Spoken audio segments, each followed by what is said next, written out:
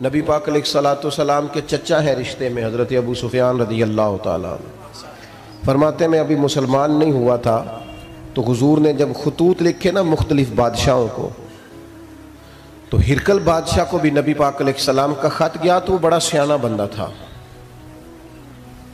اس نے کہا میں جلدی نہیں کروں گا فیصلہ کرنے میں۔ اس نے کسی بندے سے کہا کہ یہاں پتہ کرو، یہ جو میرے پاس خط آیا ہے نا نبی پاک علیہ السلام، تو پتہ کرو عرب شریف کا کوئی تاجر اگر یہاں آیا ہوا ہو نا، تاجر سیانہ بندے ہوتے ہیں، گھومتے ہیں، اور بندہ ذرا وفادار قسم کا ہو، پیارا ہو، اس طرح کا کوئی بندہ لاؤ جس سے میں بات کر سکوں۔ تو ابو سفیان کہتے ہیں میں ان دنوں تجارت کرنے گیا ہوا تھا، مجھے وہ پکڑ کے بادشاہ کے پاس لے گئے۔ بادشاہ نے مجھے پوچھا کہ آپ کون ہیں؟ میں نے ایک تو بتایا میں عرب کا سردار ہوں، اور یہ بھی بتایا کہ نبی پاک علیہ السلام رشتے میں میرے بھتیجے ہیں۔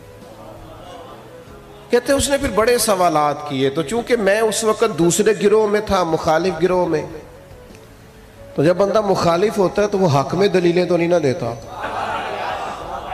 کہتے جتنی انہوں نے باتیں پوچھی، چونکہ میں مخالف گروہ میں تھا تو میں نے دلیلیں اسی طرح کی دی۔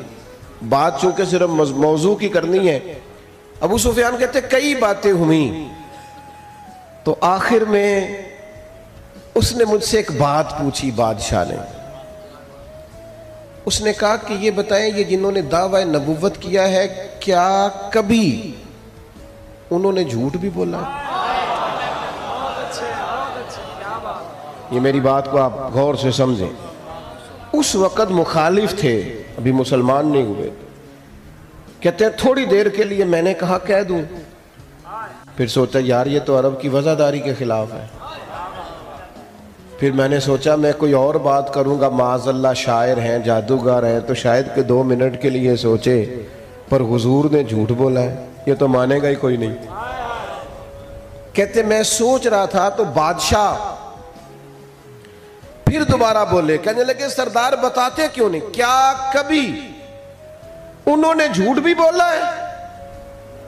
تو ابو سفیان کہتے ہیں میں نے چھڑی اٹھا کے دوبارہ زمین پر رکھی، میں نے کہا بادشاہ سن وہ میرے بھتیجے ہیں۔ گویا کہنے لگے کہ وہ میرے سامنے ان کی ولادت ہوئی، میں نے انہیں ماں کی گود میں بھی دیکھا، دادا کے کندھوں پہ بھی دیکھا، چچا کے گھر میں بھی دیکھا، سیدہ ختیجہ کا دولہے بنے بھی دیکھا، ان کی گود میں 4 شہزادیوں کو کھیلتے بھی دیکھا۔